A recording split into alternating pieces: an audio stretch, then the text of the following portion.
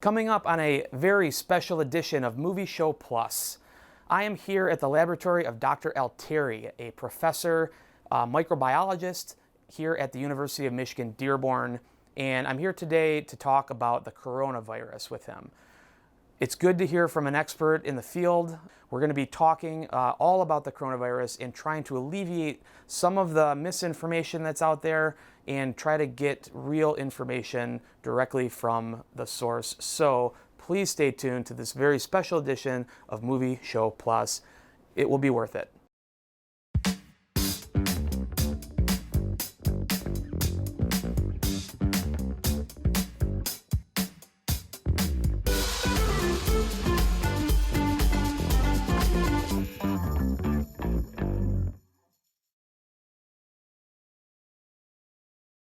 So Dr. Altieri, thank you so much for taking the time to speak with myself and our audience about the coronavirus. A lot of people too, are watching this. It's a movie show. We usually are talking about movies and reviewing movies, and it's all, a little bit more upbeat kind of messaging. But, this has crossed over into the movie industry as well. The James Bond movie was pushed back due to fears of the coronavirus from April to November. They canceled the South by Southwest Festival. As we're doing this talk right now, they had just confirmed the first cases of coronavirus in Michigan. Please help us. What do you think is the most important thing that, average people need to know about what's going on right now? Yeah, I think that's important. So I think there is some good information out there, and so I think there's a lot of common sense actions that we can all do to help, control the spread of this new coronavirus. Washing your hands, not touching your face, limiting going to places where crowds congregate, which is exactly what you just described, which I think is very important. In fact, chances are very good that we'll cancel face-to-face classes on our campus here in the very near future to help mitigate the spread of this virus. So I think we should really be thinking about this in two ways. We're protecting ourselves from getting infected by washing our hands and not going to these kinds of gatherings. But what we're really doing is we're protecting those vulnerable people who might be hospitalized due to this infection. So I think people need to understand that it's not just your decisions don't just affect you. We're actually trying to protect many others, and your actions as an individual are critical in that effort. And I think the other thing, to point out about Hollywood is, there is actually a movie that I show to my immunology class about something very similar called Contagion. I'm sure you've heard about this. And so I just would like to spend a second talking about that, because there are aspects of that movie that are very realistic and others that are sensationalized. Sure. The virus and the way the people were dying and all that was very unrealistic. Sure. But the response to this new pandemic in that movie has many parallels with what we're seeing now. We see people with cures on the internet. We see conspiracy theories about where this thing came from. We see all that stuff was in the movie as well, as we're contact tracing someone who's infected. Who did they come into contact with? Let's get them tested. I feel like there's an element of like the boy who cried wolf. There's been so many things that we've been scared about or made to be scared about in the past that have turned into nothing, and now there's actually something that might affect our lives, and everybody's like, what can you speak to finding the truth, and where can people look to find this information? Yeah, no, I think that's an excellent point, and I think I am very concerned about some of the way the information is being disseminated or is not being disseminated. There are, the CDC is a very good resource. WHO is another very good resource for basic information. And the truth is, and I think this is, in a way is exploited and by certain sides of the media, is that, scientists like myself, public health professionals, clinicians, we need the numbers to be able to say with any degree of certainty, this is what's going to happen or that's what's going to happen. The fact is, this is a newly emergent virus into the human population. So we don't know many things, right? And we do have some numbers that are coming in and so on. And so we can sort of guesstimate things like a mortality rate and things like how many people might be infected. But the truth is, you don't know the actual details of that until after, right? Yeah. So I think what's important for people to understand is it's much better, I think, to potentially overreact and then, oh, it wasn't that bad after all, then, well, it's going to be nothing, but, lots of people die all of a sudden because we didn't act. I'd much rather be on the side of being proactive and mitigating a potential issue that turns out to be nothing than something we think is nothing turning out to be a huge problem and we didn't do anything about it. So I think that's sort of the common sense approach. And I think, the other thing I would like to point out about this is, we have not had a major pandemic in many, many years, right? We had the swine flu, H1N1, about 2009. That wasn't a massive pandemic, but it was more of a scare, I would say. But good to be proactive there, and it turned out to be nothing. But, the 1918 influenza pandemic, that was 100 years ago, or over 100 years ago. We don't remember what that's like. The polio epidemic, we tend to want to think, it's no big deal, nothing's going to happen, because we haven't lived this in a very long time. Sometimes words just kind of take on their own meaning. The word virus gets out there, coronavirus, and then everybody just keeps repeating it without really knowing what it is. What can you tell people specifically about this virus? What makes it different than other things that are out there? Kind of talk about the actual, virus itself. So there's nothing actually special about this coronavirus, which is called SARS-CoV-2, right? Because it's closely related to the SARS epidemic that we're familiar with. This is SARS coronavirus 2. And the disease it causes is being called COVID-19. I see. So the virus is SARS coronavirus 2. There's nothing special about it, frankly. The only special thing here is that SARS coronavirus 2 has never been in people before. I see. So there's nobody with immunity to it. Nobody's seen it before. Nobody's immune system has seen it. Everybody is potentially susceptible to this, which is different than, say, influenza virus, which we see every year, year after year. Now, influenza does some interesting things to change every year, which is why we need a new flu vaccine every year. But nonetheless, we do have a flu vaccine every year. People are exposed to flu all the time. People have various degrees of immunity to flu. It's not a new thing in the human population. So I think that's the difference, is really not the virus. The difference is human beings have not been exposed to this virus before, and so that makes more or less every human being susceptible to being infected. Whereas with influenza, which spreads very similarly, some might even argue it causes more severe disease than a coronavirus. Influenza, people have gotten flu. People have immune responses to flu. People get vaccinated to flu. So, I think that's the big difference, really, is this coronavirus is just new into the population. What's the future of the coronavirus? Is this going to just disappear one day, or is it going to be part of our future where we're just going to, what do you think the future is of this? I mean, that's, I would have to be highly speculative to answer that question, and I just want to point that out. We have no idea what's going to happen with this. But what we do know about coronaviruses in general, there's many coronaviruses, and many different animals have coronaviruses, including us. In fact, approximately a third of the common colds that we get is probably a coronavirus. There's a handful of viruses, different viruses that cause colds, and coronavirus is one of those that causes the cold. So this coronavirus is similar, because it's a coronavirus, to the ones that cause the common cold, but this is new into people, which is making it dangerous. And one possibility is that this SARS coronavirus 2 just becomes part of this mix of circulating viruses that cause colds and severe respiratory infections, and this just is one of those that's with us now. Since it's made the move into humans, maybe it stays.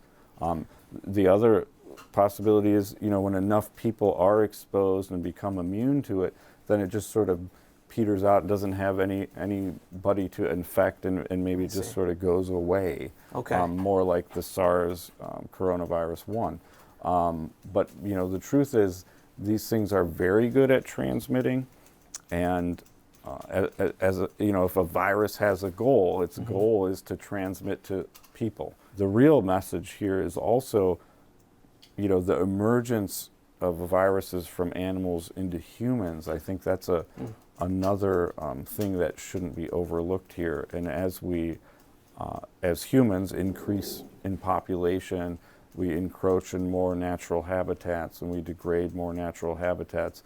I think the frequency with which these zoonotic diseases move from animals to humans may well increase, and we may see. This could be the tip of the iceberg in terms of things that. This could be, and I I don't mean to be alarmist in any Right. way, but that's, I think one lesson to be learned here is that, these things can happen, and we need to be prepared. And how are we prepared?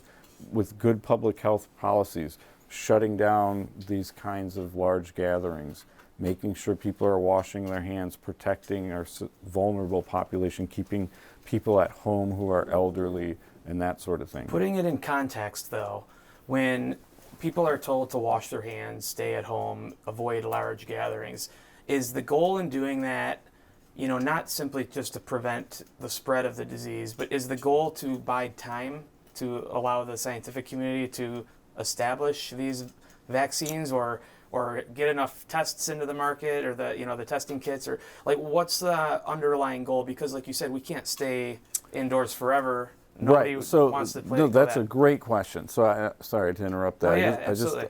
I think the virus's goal is to transmit, and so our goal as public health professionals is to block transmission.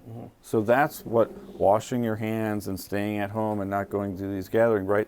What we're trying to do is interrupt transmission, to limit the number of cases, to limit the exposure to vulnerable people.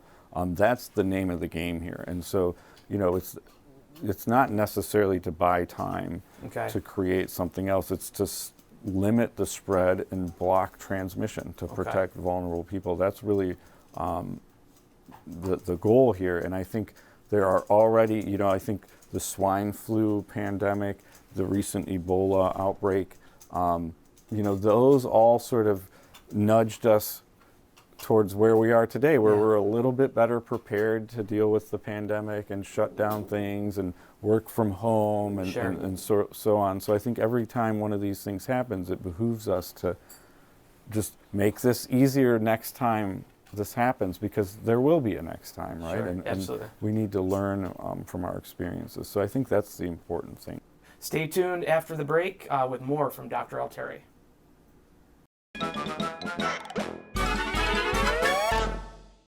There are everyday actions to help prevent the spread of respiratory diseases. Wash your hands.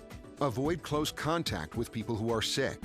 Avoid touching your eyes, nose, and mouth. Stay home when you are sick.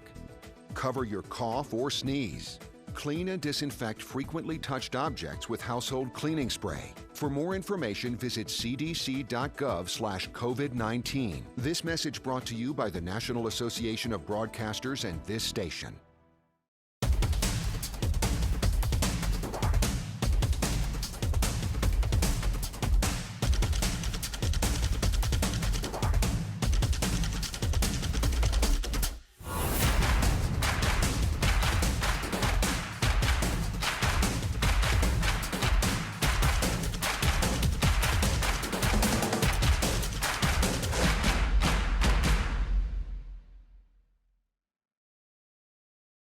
People ask me all the time, what is secret cinema?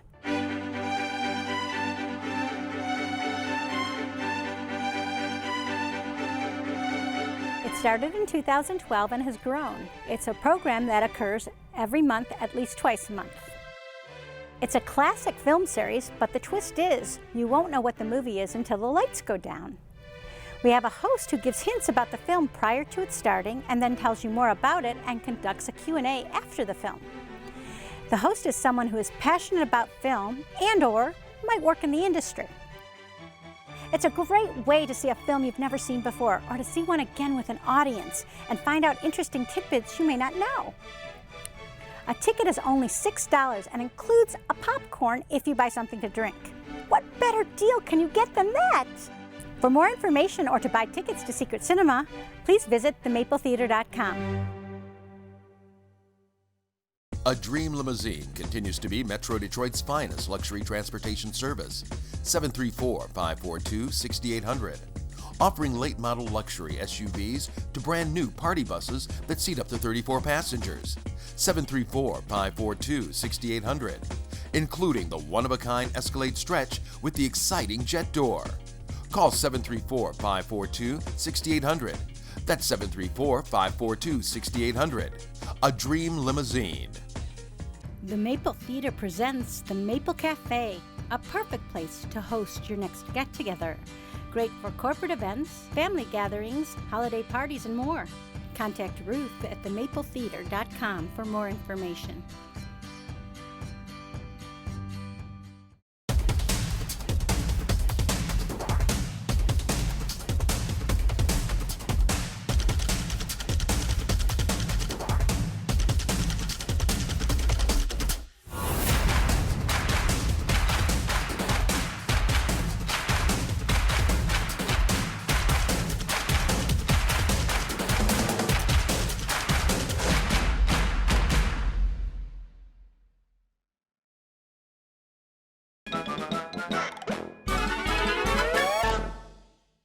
In terms of, flatly, basically what we know right now with this coronavirus, and of course the information that's being provided to the public could change as we learn more about it. When we're seeing, being in Michigan, and we're seeing, other states take these measures, and then in our state, like you mentioned, with Michigan State, as the day that we're taping this, they announced that they're not doing any face-to-face classes, I think, through April at least. Mm-hmm. As things get closer and closer to home, tying it back into the fact that we're a movie show, something like a movie theater is a place where people are like, well, there's a theater full of, people, and, maybe that's a place to avoid. Are we at a point where we should be avoiding, like, any kind of gathering? Like, is that the recommendation right now? Or do we wait for people to get infected then pull back? Yeah, I think that's a very good question. So, the answer, my answer is it's always a good idea to be safe. And so, yes, I would say, avoiding large gatherings is always a good idea. Now, if you, don't have vulnerable people in your household and that sort of thing, your risk assessment might be slightly different than someone who's caring for an elderly person or has young kids at home. And so I think, I do think there is some element of, individualism that, in that decision-making process. Okay. But I think it's prudent right now to assume there are infected people all around, and you want to limit your exposure and interrupt that transmission from those infected people to uninfected people. And the way to do that is to avoid gatherings. Social distancing is important. Okay. And if you do, go to these places, right? Wash your hands, use sanitizers and things, wipe down the areas where you're at. Don't get very close to someone, especially if they appear to might have a cold or something like that. I think those are all prudent measures to interrupt transmission, and I don't really think it's out of bounds to think, well, we've got a case in Oakland County and we've got a confirmed case in Wayne County. It's not unreasonable to think that there are many other cases in Oakland County and Wayne County, and not just those two. What is the biggest piece of maybe misinformation that you think is out in the public right now that you would like people to know to be Yeah, true? well, I think, there is a range of conspiracy theory type things out there about the origins of the virus. And I just think, I think we don't necessarily know precisely how this landed into the human population, but we do know that this is very similar to coronaviruses that are found in bats, fruit bats, which are like flying foxes. And, it's not unlikely that this virus made it either directly from there into humans or through another maybe more closely related animal and then into humans. But that, again, we don't know that, Yeah. but that's possible. So the conspiracies around the origin of this thing, I think, are concerning. But my big issue really is about when people say things about, well, last year 37,000 people died of the flu and nobody batted an eye, and now we've got, Yeah. Yeah. this much smaller number of deaths, and there's panic going on, right? And I think that's very misleading. And I already mentioned about the flu vaccine. Yes. We're also exposed to flu all the time. So we have natural immunity to flu. We have a flu vaccine to generate immunity to flu. We have antivirals that, if taken very early, can slow down and stop the progression of a severe influenza infection. So we have a very different toolkit, including our own immune systems, that prevents flu from being more deadly than it could be, right? In 1918, millions of people died. There was no flu vaccine back then. There were no antivirals back then, right? So this coronavirus is sort of a similar scenario, right? Nobody's been exposed to it. Nobody has immunity to this thing. There's no vaccine to this to induce immunity to this. There's no antivirals that work on this thing. So it's not just like the flu, right? Sure. It's not. And I think if the current mortality rate of around 3% holds up, if the same number of people in the United States that got influenza last year get this coronavirus this year, then instead of 37,000 deaths, we'd be close to 1 million deaths. So that's a very big difference as the numbers are right now, and this may not hold once we get all the numbers in. This appears to have a mortality rate about 40 times higher than seasonal influenza. So yes, it spreads like influenza. It's a respiratory infection just like influenza. But to say it's like the flu is totally misleading in terms of its... This is new into people, and it's severe in certain people. And I would, if you want to relate it to flu, this is actually more like flu back before we had vaccines and antivirals, right? And that's not the same old seasonal flu like we deal with now with all of our modern tools. Is there, I know this is kind of speculative again, but is there, could this just be where we don't have gatherings anymore? Like, is that just part of our life now, or is it, why will it be safe at some point to come out from that's a really good it's a very difficult question to answer, but I think that temporarily, I think you're right. This is our new life, right? Don't gather in crowds, be very vigilant about washing your hands and exposing people and that sort of thing. That is our life for now, for the immediate future, and it won't be forever, right? This thing, this thing will, it may not go away, but it's the threat, the public health threat, will probably diminish over time, over long periods of time, and so this isn't going to be our way of life forever. But I think, in one regard, the virus needs susceptible people to transmit to. So if we can get it to where all the people who have the virus are unable to transmit that virus to susceptible people, then it will go away, right? Or there's been enough exposure, now the recovered people are all immune, and they're sort of, right, they sort of interrupt the chains of transmission because there's enough people with immunity now, and then the thing kind of goes away. So I think those are the scenarios. It won't be our way of life moving forward forever. It's just certainly in the near term, yes, absolutely. And this is new.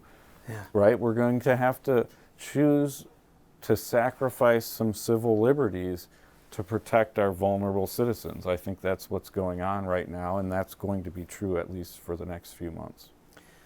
I know you mentioned it earlier, but if you could just very plainly tell people where can they go to have a trusted source of real information that they can get on this disease, and especially as it progresses. Again, because like you said, what we know today might not be what we know 3 weeks from now.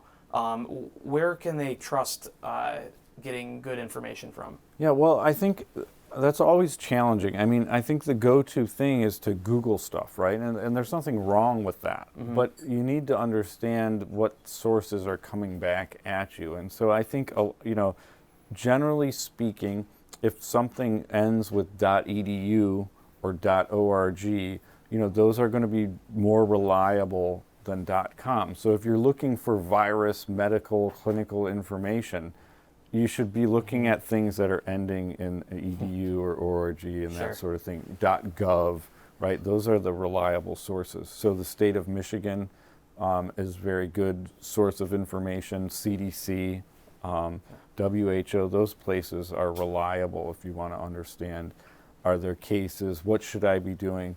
The guidelines are all out there. They're very clear about, if you're over 60, they want you at home. If you have cold symptoms and things like that, whether you think you have coronavirus or not, self-isolate, limit large gatherings, try and limit your travel and, and that sort of thing. I think those are all common sense, good practices. And I think that kind of information is available and out there and is totally reliable.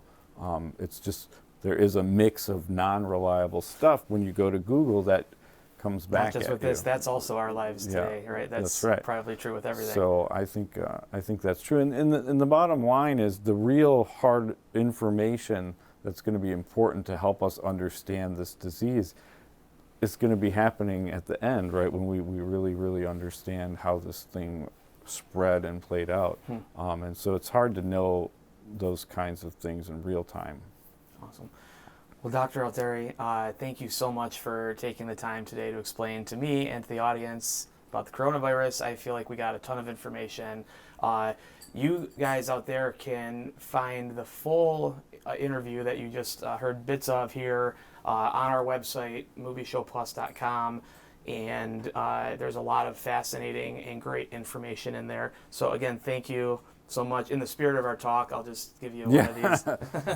It's my pleasure. Yeah, but so great to have you on the show today. Sure. Thank you for the opportunity. Appreciate that. Great. There are everyday actions to help prevent the spread of respiratory diseases. Wash your hands. Avoid close contact with people who are sick. Avoid touching your eyes, nose, and mouth. Stay home when you are sick. Cover your cough or sneeze. Clean and disinfect frequently touched objects with household cleaning spray. For more information, visit cdc.gov/COVID-19. This message brought to you by the National Association of Broadcasters and this station.